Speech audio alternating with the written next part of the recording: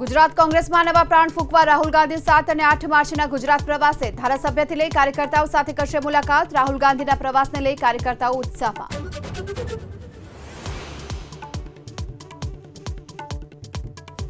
સૌરાષ્ટ્ર યુનિવર્સિટીના પદવીદાન સમારોહમાં મંચ પર સ્થાન ન મળતા મેયર નારાજ। કાર્યક્રમ સ્થળેથી પકડી ચાલતી। કુલપતિએ કહ્યું, રાજ્યપાલ આવવાના હોવાથી પ્રોટોકોલ મુજબ કરાઈ બેઠક વ્યવસ્થા।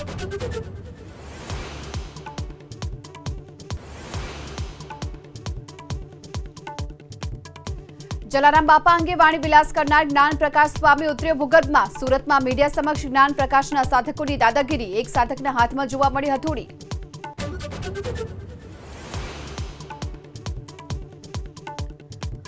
ખેડાના કપડવંજમાં પીવાના પાણીની પાઇપલાઇનમાં ભંગાણ। હજારો લીટર પાણીનો વેડફાટ। પ્રશાસન થયું દોડતું।